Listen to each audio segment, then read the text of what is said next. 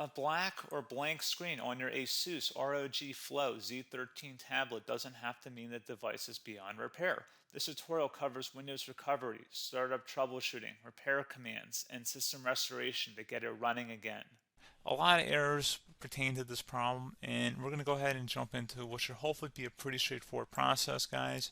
And we're going to go ahead and jump right into it. So first thing I'd recommend doing would be to actually go ahead and boot to the troubleshooting utility on Windows 11. So if you do a hard power off 3 times in a row, Windows should automatically attempt to launch the startup repair utility. And if it doesn't find anything, it will give you the option to select advanced settings, in which case it will take you to a screen that looks like this.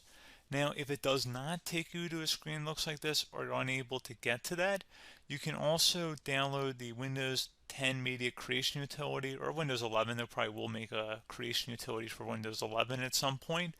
And it doesn't really matter, you can actually run the Windows 10 utility on Windows 11 as far as I'm aware. And you should be able to run the troubleshooting utilities built in within it. So you just would go ahead and download it to an ISO file and then burn it to a DVD or USB. It'd have to be about 4 gigabytes or more. It couldn't be a small USB flash drive, and it couldn't be a CD. It'd have to be a DVD. And then you boot your computer from it. So depending on the computer manufacturer, you'd have to tap a different key on your keyboard in order to launch that menu, in order to select what boot drive you want to go off of. So it could be anything between the escape key, F2, F8, F12, for example. And those are the function keys on the top of your keyboard. So you may have to just do a little bit of trial and error. Shouldn't take you more than a couple minutes. Googling it would probably be best before you even begin. But anyway, we're ready to go ahead and jump right into it. So we're on the choose an option page. So these will look very similar whether you're booting from it directly within Windows itself, or if you're plugged in a USB flash drive with the media creation utility installed and you selected the recovery option. So when you are setting up your Windows 11 installation or Windows 10, depending on the drive you're using, there should be an option to repair your computer in the bottom left corner of the dialog window, one of the first screens that comes up. You go ahead and select that, and then it would take you to a troubleshooting screen like you see here.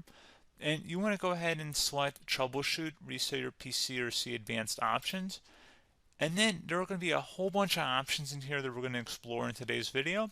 The first one, we're going to actually go underneath advanced options and then select startup repair, fix problems that keep Windows from loading. So go ahead and select that first.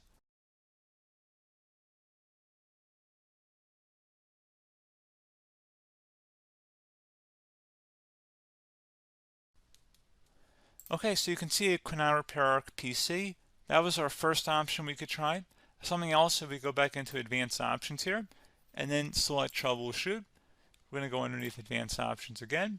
You can go ahead and actually access safe mode by selecting startup settings. And then if you select the restart button, you have the option on the screen select safe mode with networking, which will give you a key on the screen. It'll tell you which key to press to enter that. I believe it's the F7 key. It'll do that for you. I'm not going to go over that in today's tutorial because I don't really want to go into safe mode, but you're more than welcome to attempt that by going into here and then selecting restart. Again, it'll launch another screen. It'll say what key do you want to press, and it'll give you like 7 or 8 different options, and you want to select safe mode with networking. There's also an option for a command prompt too, but that's going to be something we're going to cover later in this video, and we don't even have to go through that in order to access it. So that's why I'm not going to really push for that, because unless you know exactly what's causing the problem, you probably don't need to go into safe mode. Unless you're trying to recover files, in which case then you definitely can go into safe mode, but we're trying to actually recover our computer here. So I hope that makes sense. Something else we can also try here as well would be to uninstall updates, remove recently installed quality or feature updates from Windows. So if you go ahead and select that, you can uninstall the latest quality updates, which generally is the more day-to-day updates. Feature updates are the less regularly released ones, like the big ones. I would equate it to service packs in like Windows 7 and Windows Vista and Windows XP. So larger updates that occur once or twice a year at most. And the quality updates are more just a regular update. So probably obviously depend, it'll take longer if you're going to try and uninstall the latest feature update versus quality update. And maybe you don't need to go back that far. So just giving you guys a couple pointers with that. Something else you can also look at here, and we're going to jump into the command prompt in a little bit, but you can select System Restore, which will use a restore point recorded on your PC to restore Windows. And this is something I would highly recommend here, guys. So select Next. Assuming you have a restore point saved on your computer, you go ahead and select the most recently created one, and you'll select Next, and then you'll select the drive. You shouldn't actually have to select the drive. You can scan for affected programs, but we're going to keep it all default here, and then we're going to select Finish. So once started, system restore cannot be interrupted. Do you want to continue?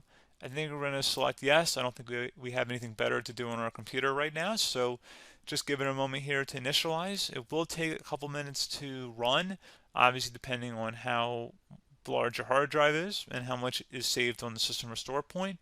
So just give it a couple minutes here.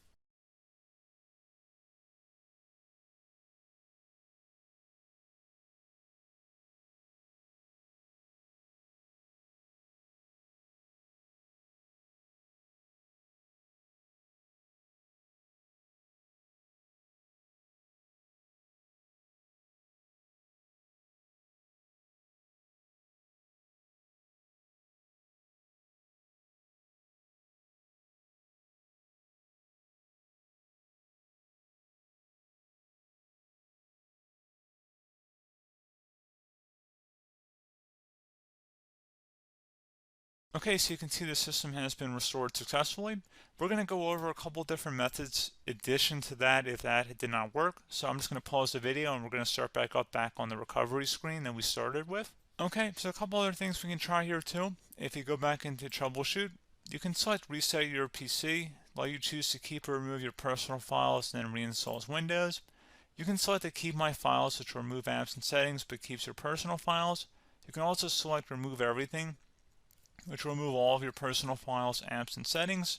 So this is more of a factory reset, the second option here. First option, it should not delete all of your personal files. However, it will pretty much clear most of your programs. And keep in mind, there's no guarantee that your information, number one, is even still available and easily recoverable on your computer to the point that you actually would be able to recover anything. And the second point is that there's always a chance that it won't actually recover and it will just do a factory reset anyway. So there's no guarantee that actually would keep your files anyway. So I would recommend trying to get a recovery tool and backing that up first before selecting it anyway.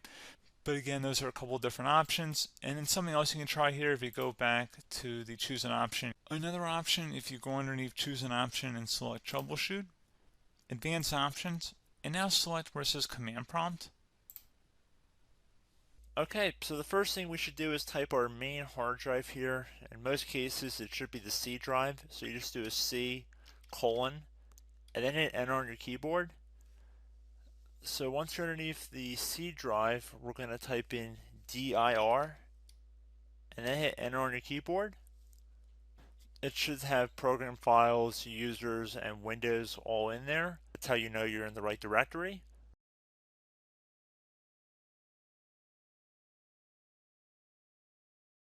In some cases, it might be the D drive as well, so just keep that in mind.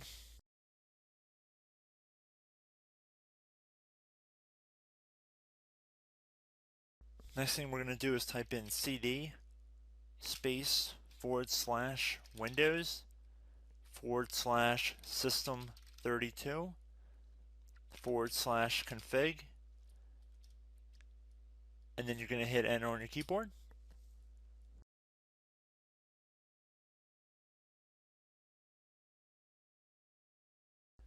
So now you're going to type md space backup. If you've seen other tutorials, it might also say to put down md backup. That's because the backup name is pretty common when you want to back something up. So you can name this whatever you want, doesn't have to be backup. So if you've already made a backup folder in the past, you could do backup 1, for example. So once you're done setting the name you want the backup to be called, hit enter on your keyboard again.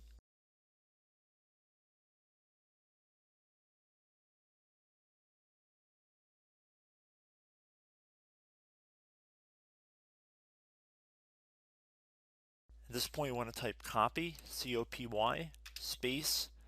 Then you want to do the star symbol above the 8 key. then do a period or a dot, whatever you want to call it, then another star sign, and then another space, and then type backup, and then hit enter on your keyboard.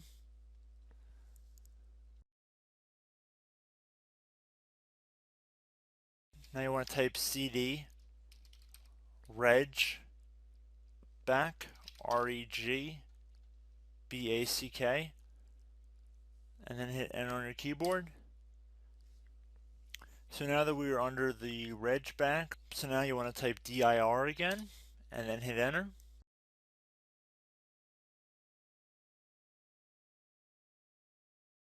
So now at this point we're going to type copy again. So copy, space, star sign, dot, another star sign, space, and then 2 dots.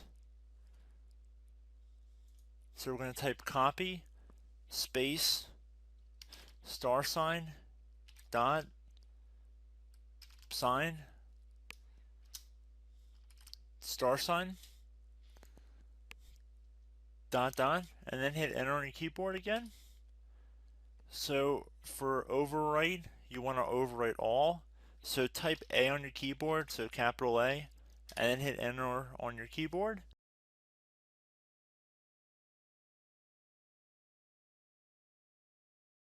So at this point, you should be good to go. You can close out of the command prompt window, and if you accidentally continue to Windows 10, you should be all set.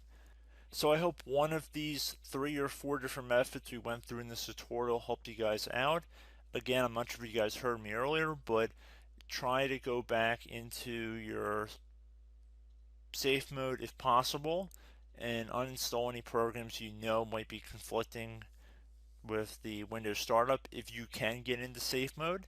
So just keep that in mind. Something very simple like that could be blocking up everything. So again, I hope this tutorial helped you guys out, and I will catch you in the next tutorial. Goodbye.